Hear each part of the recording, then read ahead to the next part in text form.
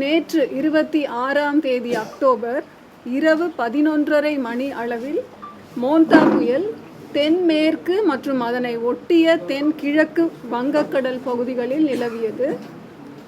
இன்று 27ஆம் தேதி காலை 11:30 மணி அளவில் கடந்த 6 மணி நேரத்தில் மணிக்கு 17 km/h வேகத்தில் மேற்கு வடமேற்கு திசை நோக்கி நகர்ந்து தென்மேற்கு மற்றும் அதனையொட்டிய மத்திய மேற்கு வங்கக்கடல் பகுதிகளில் சென்னைக்கு கிழக்கே சுமார் 480 கிலோமீட்டர் தொலைவிலும், ஆந்திராவின் காக்கிநாடாவிலிருந்து தெற்கு தென்கிழக்கே 530 கிலோமீட்டர் தொலைவிலும், விசாகப்பட்டினத்திலிருந்து தெற்கு தென்கிழக்கே 560 கிலோமீட்டர் தொலைவிலும், போர்ட் பிளேர் அந்தமான் தீவுகளில் மேற்கே 890 கிலோமீட்டர் தொலைவிலும் மோந்தா நிலை கொண்டுள்ளது. மோந்தா வடக்கு வடமேற்கு திசையில் நகர்ந்து நாளை 28ஆம் தேதி காலை தீவிர புயலாக வலுப்பெற்று மேலும் வடக்கு வடமேற்கு திசையில் நகர்ந்து ஆந்திர கடலோர பகுதிகளில் மச்சிலிப்பட்டினம் கலிங்கப்பட்டினத்திற்கு இடையே காக்கிநாடாவுக்கு அருகில் தீவிர புயலாக 28ஆம் தேதி மாலை அல்லது இரவு நேரத்தில் கரையை கடக்கக்கூடும். அச்சமயத்தில் காற்றின் வேகம் மணிக்கு 90 முதல் 100 கிலோமீட்டர் வேகத்திலும் இடையிடையே 110 கிலோமீட்டர் வேகத்திலும் வீசக்கூடும். அது மோந்தா பற்றிய தகவல்.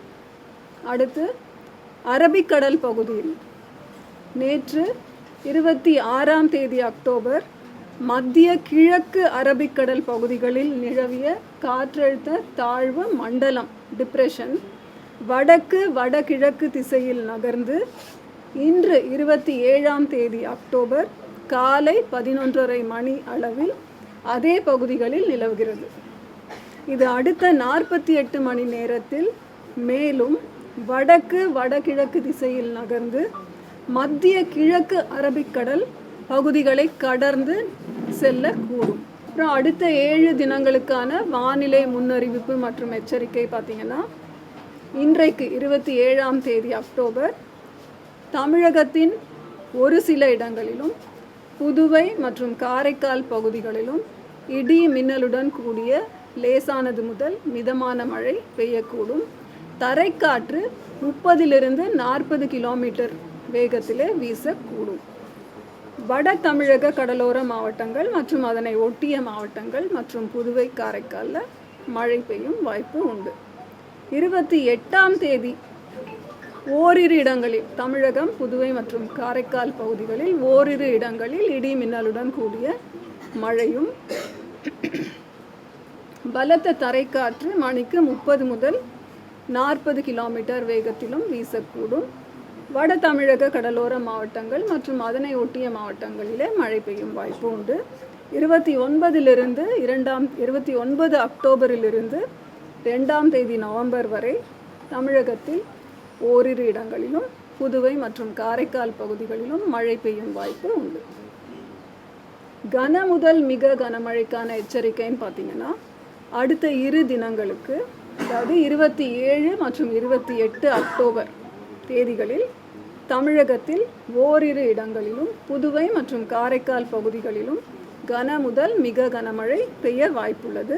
எந்தெந்த மாவட்டங்கள் பார்த்தா, தமிழகத்தில் இன்றைக்கு 5 மாவட்டங்களுக்கு மிக கனமழை எச்சரிக்கை தரப்பட்டுள்ளது. அது திருவள்ளூர், சென்னை, ராணிப்பேட்டை, காஞ்சிபுரம், செங்கல்பட்டு மிக கனமழைக்கான எச்சரிக்கை.